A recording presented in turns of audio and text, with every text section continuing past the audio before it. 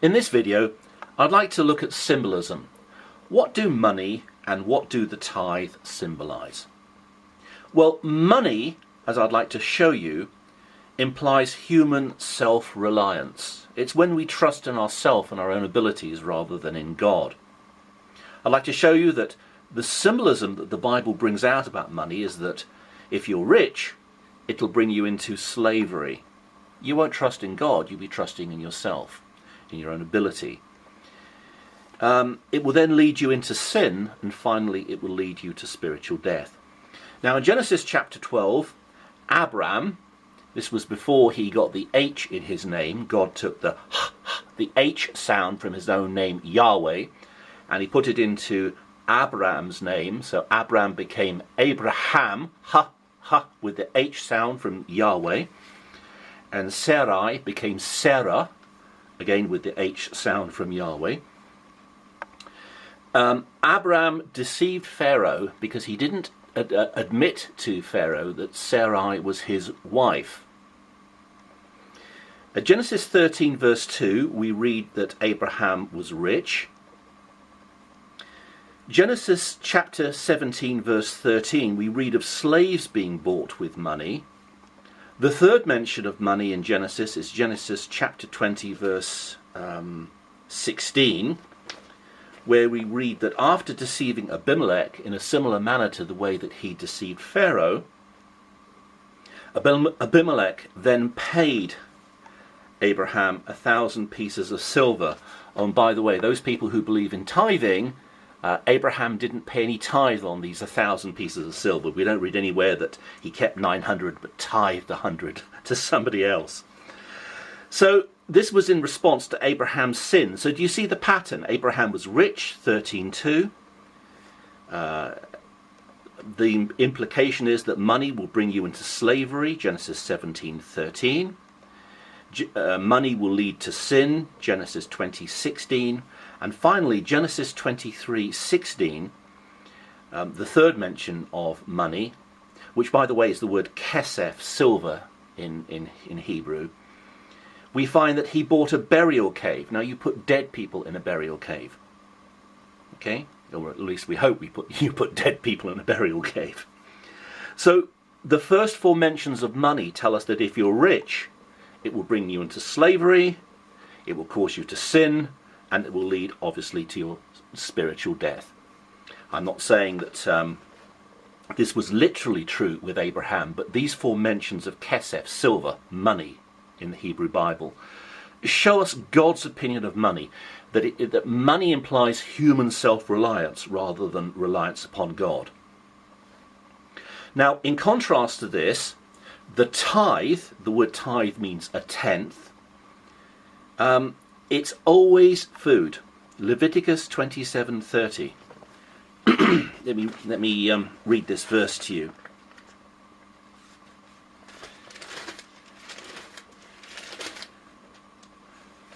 All the tithe of the land, whether of the seed of the land or of the fruit of the tree, it is the Lord's. It is holy to the Lord. So we have a clear commandment here that the tithe is food, it's not money. Also notice that we read of the tithe that it is holy to the Lord. Yes, there is an instance of tithing in Genesis 14. These were pagan items. It probably might have included some items of money, pagan idols, clothing, expensive clothing for women, maybe swords. But it would have been lightweight item in Genesis 14 that Kedorlaomer, I hope I've pronounced that name correctly, was taking approximately 1,000 miles in the direction back home to Babylon. So these were pagan items. This is why the word holy is used in Leviticus 27:30. God's tithe is holy. It's food and it's holy. The tithe before that, which was the goods of the king of Sodom, and we read about Sodom in Genesis 19, we find out they were very wicked, evil people. They practiced homosexuality and they did many other things. God's not approving of that. So that tithe wasn't holy. It's one reason why Abraham decided not to keep any of it, but to give all of it away. With regard to food, food is something that God provides, because essentially it's God who makes plants grow, not us. We can melt gold and smelt it and then forge it into coins and make it into coins. But we can't physically make the sun shine. We can't physically make the rain fall from the clouds. It's God who gives us food. So the tithe here in Leviticus 27:30, it implies reliance upon God. So can you see the contrast with money? Money implies human self-reliance. The tithe implies reliance upon God. It's one reason why it's so wicked for so many foolish people today to say, I tithe to Jesus, I'm tithing my money to Jesus. Very sinful, very wicked. You can give money, but don't you dare tithe money, because money implies human self-reliance, and the tithe was clearly implying a reliance upon God, because food gives us life. If we don't have food, we die. And so God chose food items, not just plants but animals as well, for the tithe, because it sustains our life, and without this food we would die. Now the festival tithe, because there were 3 tithes, so if you wish to pay a tithe today, you can't simply give a tenth, you have to pay several tithes. There was a Levitical tithe, there was a festival tithe, and there was a poor tithe. 3 tithes of a tenth each. No church that practices or claims to practice tithing today demands 3 tithes. And also, they tithed in what was called the Shemitah cycle. They had a 7-year cycle, and every 7th year there was no tithe payable. The land was fallow, so no tithe was payable. Do you know of any church today that believes in tithing, that says we only collect a tithe for the first 6 years of a 7-year cycle, and on the 7th year we collect nothing? Well, let me go back to the festival tithe, which is one of these 3 tithes. The festival tithe was eaten outside the city wall, Deuteronomy chapter 12, verse 17. The significance of this is that Golgotha, where Christ was crucified, was outside the city walls of Jerusalem. We read this at John 19, verse 20. It says that it was near the city, meaning, therefore, it's outside the city walls. I'm sure you're also aware that in the book of Revelation, Christ is referred to several times as the first and the last. I won't go into this and quote the verses because I don't have time. So, first and the last would be Christ. And the first and the last letters of the Greek alphabet, Alpha and Omega, are also applied to Christ. Christ is called the first and the last, and the Alpha and the Omega. Now, interestingly enough, when we read of the tithe, there are certain prepositional phrases in Hebrew which use the first and the last letters of the Hebrew alphabet. The first Hebrew letter is Aleph. The last Hebrew letter in their alphabet is Tau. So Aleph and Tau are used together, but they aren't translated for some strange reason. They're just kind of there, and they're untranslated in several passages of the Hebrew text. So I'm not saying this for certain. I don't speak Hebrew. I'm not a Hebrew scholar. But because I read Aleph Tau in the Hebrew text at Malachi 3:10 and Deuteronomy 14:22, I put it to you that it might be possible that this implies that Christ is the fulfillment of the tithe. We certainly read of Christ in John chapter 6, where he said, I am the bread from heaven. Now, why did Christ say, I am the bread from heaven? Well, the answer is quite easy. John 6:58. This is the true bread which came down from heaven, not as your fathers ate the manna and are dead. He who eats this bread will live forever. Well, he's talking about himself. He's saying that he, Jesus Christ, is the fulfillment of the tithe. Now, my time is limited, so I'm going to go on very briefly to mention Jacob. Jacob in Genesis chapter 28, verse 20, made a very rash promise to God that if God would bless him with food and clothing, then he would pay a tithe. And obviously, we have no mention of Jacob ever paying a tithe in the Bible. Who, for instance, would he pay the tithe to? So it's highly likely that he simply forgot all about this. But God didn't forget about this. because I would suggest that this was fulfilled in Joseph. Now if we go to Genesis 45 verse 22, we have a very strange statement that's always puzzled me, and I never quite understood this until recently. You know the story.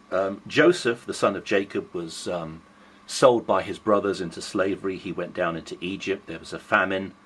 And then 10 of his brothers went down into Egypt. Joseph put the cup, the silver cup, in one of his brothers' sacks. And then the 10 brothers had to come down. The 10 brothers were sent back to their father Jacob, but the 10 brothers came back down again. When Joseph revealed himself, it says in Genesis 45:22, he gave to all of them, to each man, changes of garments, but to Benjamin he gave 300 pieces of silver and 5 changes of garments. And of course he also gave them food on both occasions. So they got food, but here in Genesis 45:22 they got clothing, and that's significant because food and clothing was what Jacob had originally prayed for at Genesis 28:20. It says that 10 brothers went down to Egypt in Genesis 42:3, and yet one of those 10 brothers, Judah, begged that he would be taken after the silver cup was apparently stolen. This was Genesis 44, chapter 44, verse 18. Judah prayed that he would be taken as surety for the lad. So we find that Judah became the tithe. Judah became the tithe. See, God hadn't forgot about that promise. Jacob had. But God hadn't forgotten about the promise of Genesis 28:20. So Judah begged that he would be taken as the tithe. And of course we know that Christ is of the tribe of Judah in Hebrews chapter 7. So again we can see that this points to Christ. The tithe again points to Christ. Can you therefore see how wicked and evil it is to corrupt the tithe, as unfortunately happens in so many churches today, where people become obsessed with the paying of money. And frankly, I have no hesitation in saying, as far as I'm concerned, a lot of ignorant, uneducated men in evangelical churches are essentially pimping. They're pimping money from the gospel through tithing. Now finally, locusts. I'm going to deal with this very briefly. Locusts are mentioned in Joel chapter 1 verse 4. The phrase is difficult to translate, but it probably does mean locust. What are the chewing locusts? What the chewing locust left? What the swarming locust has eaten? What the swarming locust left? What the crawling locust has eaten? And what the crawling locust has left? What the consuming locust has eaten. So we read about these wicked locusts. They basically ruin the land. We read about this in the next few verses. And then we read in Joel chapter 2 of Joel's army. And of course foolish people today say, you know, this is the end time revival, we're Joel's army. No, Joel's army isn't a great blessing. Joel's army is this army of locusts who are coming to devour the land, to eat up all the crops, as God's punishment for the people's sin. Now, the devourer is mentioned at Malachi chapter 3. Of course, everyone's heard of Malachi chapter 3, verse 10, the great tithing verse that everyone mentions. Even though it says that there may be food in my house, you see, they had food in the storehouse, not money. They weren't tithing money, they were tithing food. But we read of the devourer in Malachi chapter 3, verse 11. And I will rebuke the devourer for your sakes. The devourer here is the locust. And the significance of this is that if the people repent, God is not going to bring this calamity upon the land. Okay? The locust won't be coming to devour the crops if the people repent. And I don't have time to go into this in any more detail, but if you read Mark chapter 1 verse 6, it mentions John the Baptist. And what did John the Baptist eat? He ate locusts and wild honey. In other words, Christ, the one who prepares the way for Christ, will eat the very devourers Joel's army, these locusts of Joel's army.